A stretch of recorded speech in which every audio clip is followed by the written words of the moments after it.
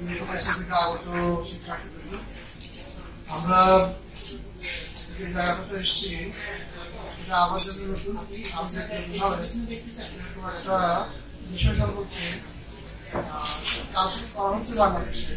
আমি ইন্ডিয়াতে একটা সম্মেলনে বাংলাদেশ পুলিশের দুটো জায়গায় ইউনিটগুলো আছে, তাদের জন্য এটা খুবই একাডেমিক পুলিশ স্টাফ করেন, সাইবার ক্রাইম বা অন্যান্য বিষয়ে যে কাজগুলো করেন সেখানে ফরেন্সিকের বিষয়টা এখনো কোর্স হিসাবে আছে। স্বতন্ত্র পূর্ণাঙ্গ কোর্স এখানে আমরা শুধুমাত্র আমাদের স্টুডেন্টদেরকে আমরা একটা ধারণা দিয়ে থাকি। এছাড়া আমরা বিজ্ঞান ও প্রযুক্তি বিশ্ববিদ্যালয়, ঢাকা বিশ্ববিদ্যালয় এবং চট্টগ্রাম বিশ্ববিদ্যালয় বিভিন্ন বিভাগের অধীনে এই একাডেমিক কার্যক্রমটা চলে। ন্যাশনাল ইউনিভার্সিটি একটা কোর্স আছে, ন্যাশনাল ইউনিভার্সিটির সেই কোর্সটা আমরা পরবর্তী হয়নি। বাস্তবে আমাদের দেশের যে অবস্থা সেখানে অত্যন্ত প্রাথমিক পর্যায়ে আমরা অবস্থান করছি। আমরা যারা তদন্ত ব্যবস্থাপনা বা আইনশৃঙ্খলা ব্যবস্থা জড়িত তারা একটু কিছুটা জানলেও আমাদের দেশের মধ্যে সংস্কৃত অত্যন্ত সীমিত। সাক্ষ্য আইনের যে এক্সপার্টের কথা বলা আছে সে এক্সপার্ট হিসেবে আমাদের দেশে এরকম শুধুমাত্র সিআইডি যারা চাকরি করে তাদেরকে এক্সপার্ট হিসেবে স্বীকৃতি দেওয়া হয়। বেসরকারিভাবে এরকম স্বীকৃতি দেওয়ার যে আইনি কাঠামো সেটা এত গড়ে ওঠে।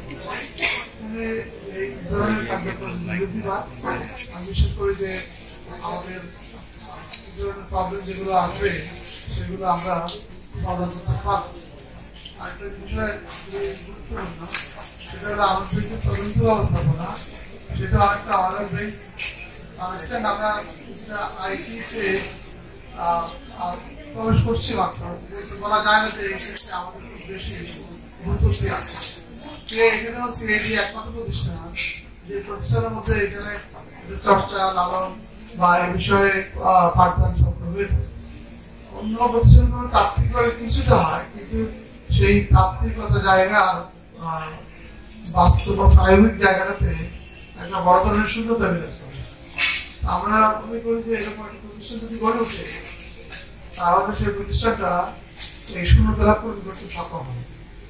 এটা হলো একটা তাত্ত্বিকতা দিক। আরেকটা দিক হচ্ছে আমাদের দেশে যে শিক্ষা কারিকুলাম আছে সেখানে সাধারণত আমরা কর্মমুখী শিক্ষা দিতে পারছি। আমরা যে শিক্ষাটা দেই সেটা অনেকটা তাত্ত্বিক এবং কেউ কোন সাবজেক্ট পড়ে কি হবে তার কোনো সুনির্দিষ্ট সীমা রেখা নেই। উদাহরণ বলি, আমি সোশ্যাল ওয়ার্কের ছাত্র, পরবর্তী পড়াশোনা করেছি, আমি কিছু লেখাপড়া করেছি। এত মনের মধ্যে গিয়ে আমি দেখেছি যে ঠিক আমার এই ডিগ্রি আমার কোনো কাজ হচ্ছে না।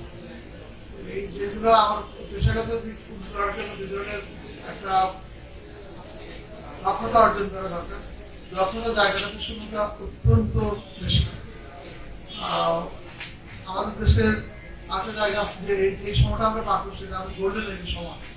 এই সময়ে আমাদের যারা শিক্ষার্থী আছে তারা যদি কিছু কিছু ক্ষেত্রে তাদের দক্ষতাটা বৃদ্ধি করতে পারে, সেই দক্ষতারা আগামী দিনে তারা বিভিন্ন কাজ লাগাতে পারবে।